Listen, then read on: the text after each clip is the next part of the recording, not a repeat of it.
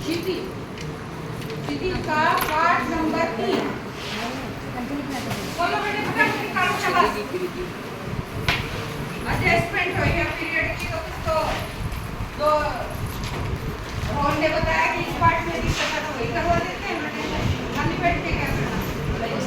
खोलो बेटे, खोलो बेटे, ये उपभोक्ता की संस्कृति पाठ नंबर 3 क्षितिज से। ठीक है बेटा, निकल गया नीचे घर पे बैठने की तमीज नहीं तेरे को क्लास में। कमर हटाओ नीचे से, अलर्ट होके बैठ। उपभोक्ता की संस्कृति। अब ये जो पाठ है इसके लेखक कौन है बेटे? श्यामचरण गोदे। उपभोक्ता यानी जो हम उपयोग करते हैं चीजें, हम जो चीजें उपयोग करते हैं वो किस तरह से करने लगे हैं, वो पूरा वर्णन इस पाठ के जरिए लेखक ने दिया है। और लेखक का नाम है श्यामचरण दुबे। तो ये जो दुबे साहब हैं, ये कहते हैं कि समय जो है धीरे धीरे बदल रहा है, और धीरे धीरे इतना बदल रहा है कि हमारी जो संस्कृति थी उसको हम भुला चुके हैं पूरी तरह से, लगभग पूरी तरह से हम उसको भुलाने लगे हैं। क्योंकि जो संस्कृति हमें कर्म करने में विश्वास करती थी, जो हमारी संस्कृति थी, कर्म करना हमारा सबसे पहला कर्तव्य हम समझते थे। अभी हम क्या करते हैं बेटे? हम गुलाम हो गए हैं। किसके? किसके गुलाम हो गए हैं? आज के जमाने के। आज के जमाने में नई नई चीजों के, नई हम भोग विलास के, जितनी भी आरामदायक चीजें हैं उनके हम गुलाम हो चुके हैं बेटे। कष्ट करना ही नहीं चाहते, तो उसके लिए बिल्कुल शॉर्ट फॉर्म में बताऊंगी बेटे।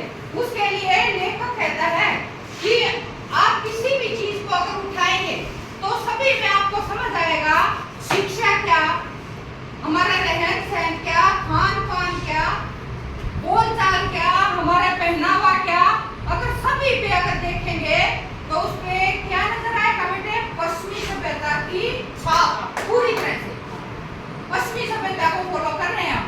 फॉर एग्जाम्पल, बिल्कुल शॉर्ट फॉर्म में इसको समझिए बेटे, पाठ को क्या कहना चाहता है लेखक? लेखक कहता है कि पूरी तरह से हमने अपनी भारतीय संस्कृति से मुख मोड़ लिया, विमुख होते जा रहे हैं हम। कैसे? अगर हम बात करें सबसे पहले शिक्षा की, क्योंकि हम शिक्षा के क्षेत्र में काम कर रहे हैं। अगर हम बात करें शिक्षा की, शिक्षा का भी व्यापार हो गया है। कैसे? जैसा कि आप देखते हैं। कैसे बेटे, कोई बताएगा? Private school. प्राइवेट स्कूल, बहुत अच्छा जवाब, बेहतरीन सा जवाब। हम क्या कर रहे हैं बेटे?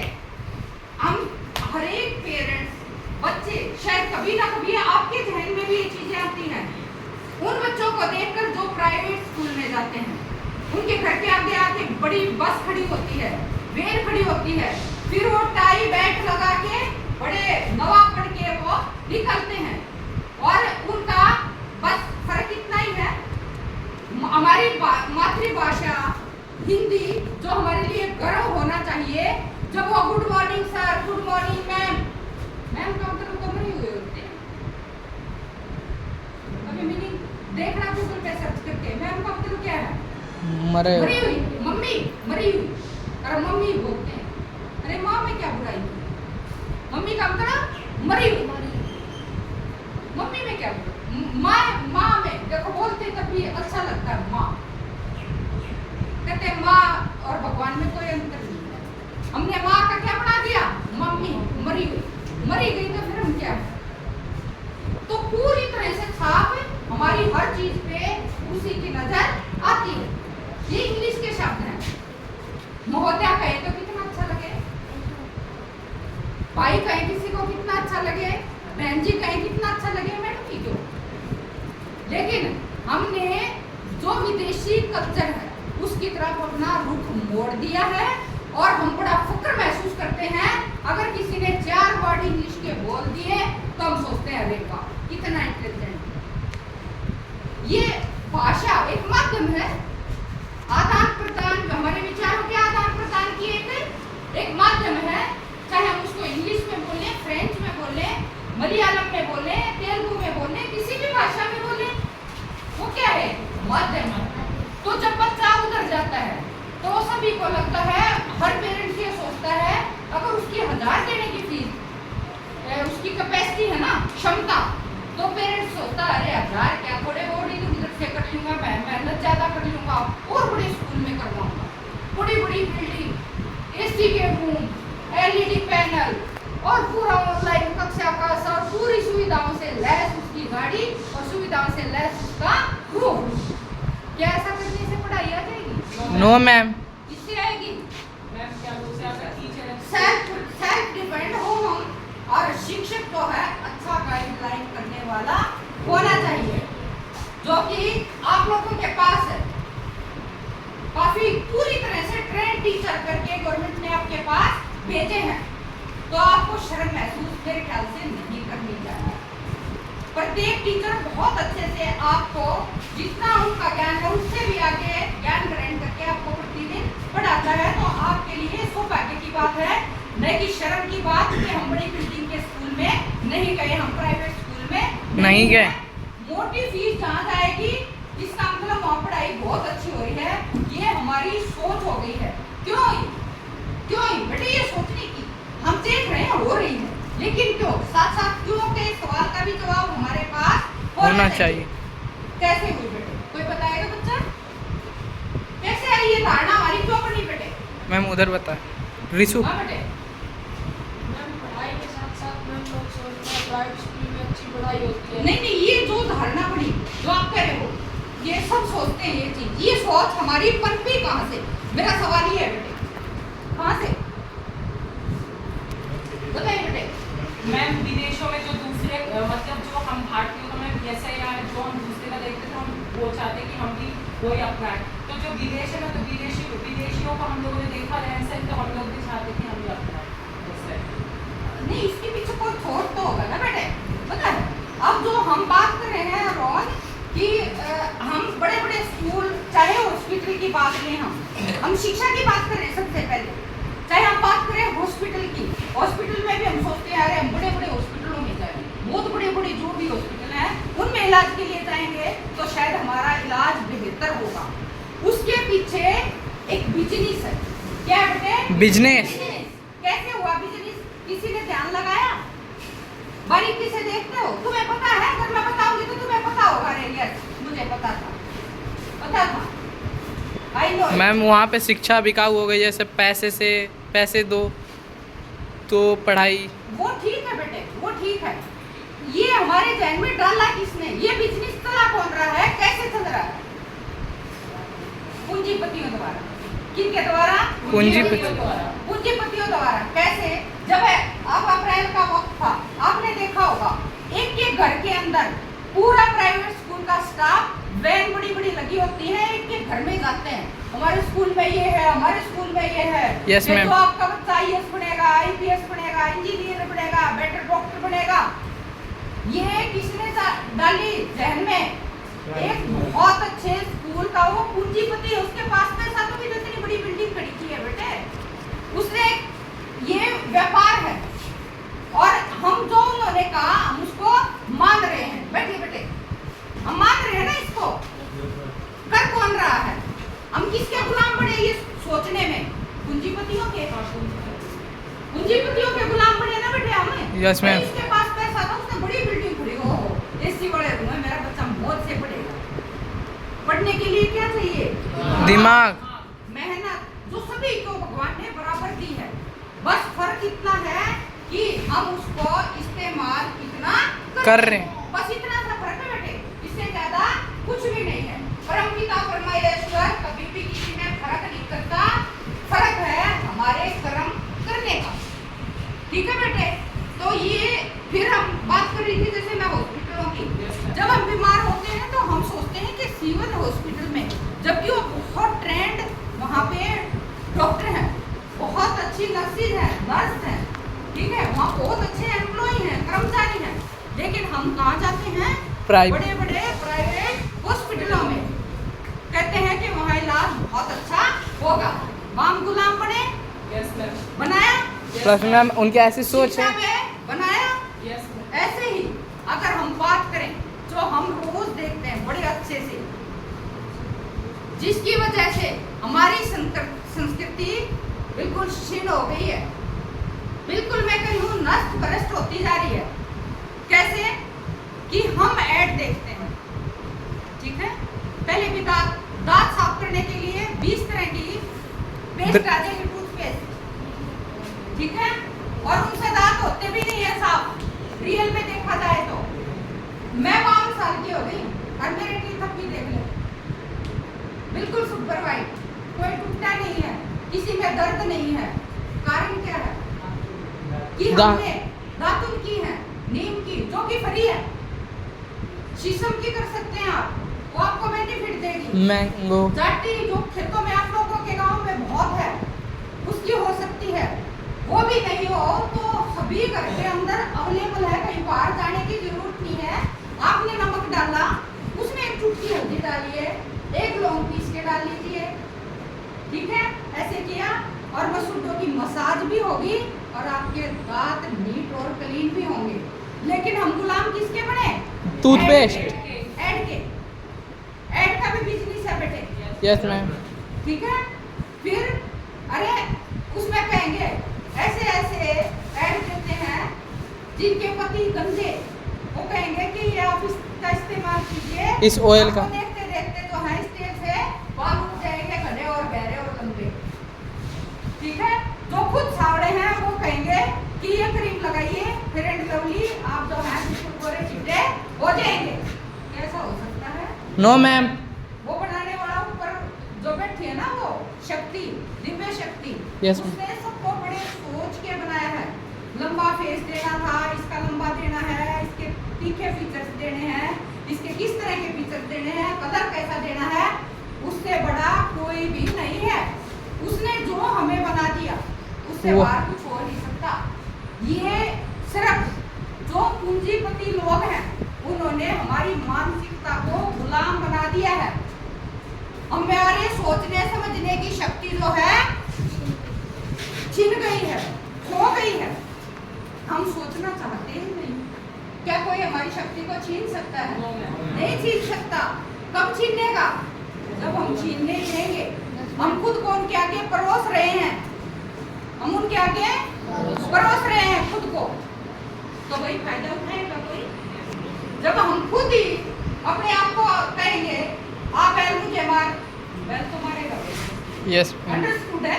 उसमें मारेगा। होगा ना बेटे? तो यही चीजें आप किसी भी क्षेत्र की बात करें, कपड़ों की अगर हम बात करें, कपड़ों की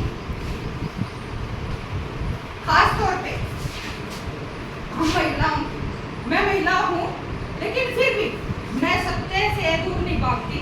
मैं कहूँगी क्या हमारी साड़ी में बुराई है? No ma'am. क्या हमारे सूट जो हमारे पूरे बदन को ढके हुए हैं, जो हमारी लाज को बचाए हुए हैं, उनमें क्या बुराई है? कुछ नहीं हम मैम। छोटे कपड़े क्यों पहनना चाहते हैं? फैशन। हम क्या शो करना चाहते हैं? हम पाश्चात्य सभ्यता की तरफ जा रहे हैं क्योंकि ये छोटे कपड़े हमारी संस्कृति तो थी नहीं। किसकी थी है? साड़ी। पाश्चात्य सभ्यता हमारी संस्कृति तो ये थी कि हम हमारी बहन बेटियां एक बहुत रानी लक्ष्मीबाई हो सकती हैं कि वक्त आने पे वो तलवार चला सकती हैं, ठीक है, वो एक बहुत अच्छी योद्धा हो सकती हैं। हमारी तो विदुषी जो जिनके दिमाग से राजा भी काम करते थे वो हो सकती हैं। हमारी बहन बेटियां देवी का रूप हो सकती हैं। हमने क्या कर दिया? हम कहाँ पहुंच गए? हम कहाँ पहुंच गए? विदेशी संस्कृति को फॉलो कर रहे हैं और फिर उस पर टीका टिप्पणी कर रहे हैं। समाज के लोग, मौका किसने दिया? हमने। हम गए पाश्चात्य सभ्यता की तरफ और कमाल देखिए, पाश्चात्य सभ्यता के जितने भी लोग हैं, पश्चिमी लोग, कमाल की बात है, जितनी भी रिसर्च हुई है, बल्ब की ले लीजिए, बैटरी की, जिसकी भी हुई है, सारी रिसर्च किससे होती है? हमारे वेद पुराण पढ़ के, अथर्ववेद यजुर्वेद से। थे किसके ग्रंथ? हमारे। किसके ग्रंथ थे? हमारे। और यूज किसने किया? विदेशी लोगों ने, नाम किनका हुआ? विदेशी लोगों के। कारण क्या रहा? हमने छूट दी। हमने अपने अक्स को खत्म कर लिया, हमने अपनी चीजों को गौण कर दिया, जो कि इतनी महत्वपूर्ण, जिसका कोई मोल लगाया ही नहीं जा सकता, अमूल्य धरोहर थी हमारे देश की। हमने पाश्चात्य सभ्यता का गुलाम बन के हमने पूरी तरह से अपने ही वेद ग्रंथ को दरकिनार कर दिया। और नतीजा क्या हुआ? नतीजा क्या हुआ?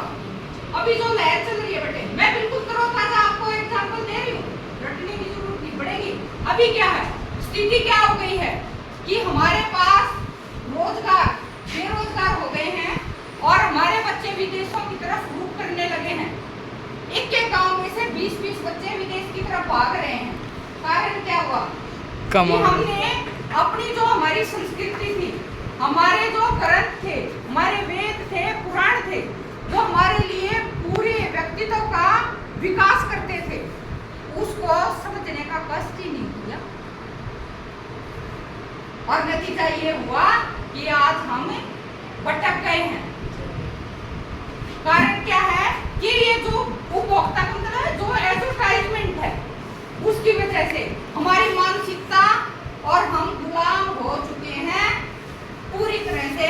बिजनेसमैन जो हैं, उनके हाथों की कठपुतली बन गए हैं।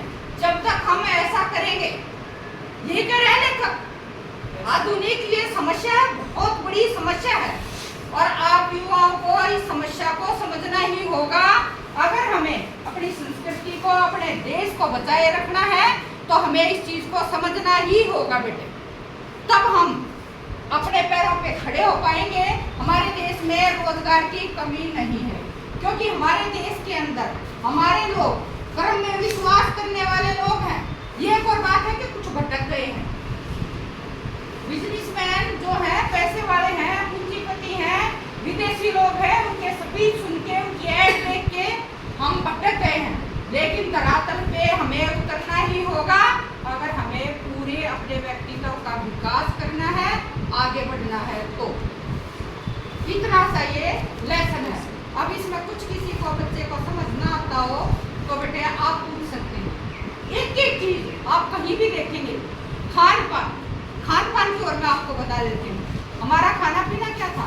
सिंपल, चावल है, दाल है, शाकाहारी थे हम पूरी तरह से, मांसाहारी नहीं थे हम। बेटे सोच के देखना, कभी खाते हो, मुझे पता है बहुत अच्छे से, काफी बच्चे खाते हैं नॉन वेज, क्योंकि घर में पेरेंट्स खा रहे हैं, बच्चा भी सीखेगा। लेकिन एक बार सपोज करना, हमने एक मछली थी, वो बहुत अच्छी कलरफुल थी, तैर रही थी पानी के अंदर, हमारा क्या ले रही थी बेटे? वो कुछ नहीं मैम। हमने जब उसको मारा, क्या कभी आपके जहन में आता है कि अगर हमारा कोई छोटा बच्चा हो, उसको कोई मारे और खाए, कैसा लगेगा? बहुत बुरा। वही जान है, वही सांस है, वही मांस है, सब कुछ है उसमें, वही ताकत है सुनने की, बोलने की, सब कुछ, बस भाषा बोलने का तरीका अलग है। हमने मुर्गा लिया, काट दिया, 1 मिनट नहीं लगाया। कभी सोचा कि उसने मरने से पहले वो कितना तड़पा होगा? सोचते हो कभी? सोचते हो? हमारा खान पान कहाँ चला गया? हम तो आर्य समाजी थे, आर्यों का देश था ये, तो मांसाहारियों को करने समझते हैं। तो हर चीज पे पिज्जा, बर्गर, चाउमीन, ये कहाँ से आई? विदेश। ये हमारी संस्कृति तो नहीं थी। हम हर जगह का खान पान उसके उस जलवायु के अनुसार बनाया जाता है बेटे। वहाँ पे अनाज है नहीं, वो तो खाएंगे बासी भोजन, ब्रेड। पर हमारी मजबूरी थोड़ी ना, 56 देश का भोग हमारा, तो 56 भोग का देश है हमारा। तो फिर हमारे पास खाने के लिए इतनी चीजें हैं, फिर भी हम सड़ा हुआ पिज्जा, बासी रोटी तो है, वो क्या है, उसमें सब्जियां लगा दी, वो भी ताजा नहीं है, बटर है वो भी पैकेट बंद है, वो लगाया है, चीज लगा दिया, क्या था उसमें इतना अच्छा? हमारे पास तो इतने अच्छे खान पान है, घी है, दूध है, तरह तरह की सब्जियां हैं, तरह तरह के अनाज है, हमने उनको छोड़ दिया है। किसमें देख के? एडवर्टाइजमेंट। तो ये किसका कमाल है? उपभोक्ता का। ये सारा कमाल हमारी गुलामी का है, हमारी मानसिकता की गुलामी का है। तो इन बेड़ियों को बेटे तोड़ो, इससे बाहर निकलो, चीज को समझो। हम बहुत सौभाग्यशाली हैं कि हमने भारत जैसे देश में जन्म लिया है। तो आपको फक्र होना चाहिए, न कि शर्म आनी चाहिए, बल्कि फक्र होना चाहिए हर चीज में कि हम विदेशों से बहुत आगे हैं। हमारी सोच, हमारी संस्कृति, हमारी सभ्यता, हमारे ग्रंथ सबसे बहुत बड़े हैं। जीरो का निर्माण करने वाले, सब कुछ दुनिया को जीरो देने वाले सबसे पहले हम हैं। हम कैसे भूल सकते हैं ये चीज़? तो बेटे हमारे ग्रंथ हैं, जब भी वक्त मिले उनको पढ़ो, उनके अंदर पूरी जिंदगी का सार है। वो हमें जीना सिखाते हैं, न कि गुलामी की बेड़ियों में बंधन। इतना ही इस पाठ के जरिए लेखक भी आपको यही समझाना चाहता है, और शिक्षिका होने के नाते मैं भी आपको यही संदेश देना चाहती हूँ। आशा है आप इसे जीवन में डालेंगे। शुक्रिया बेटे।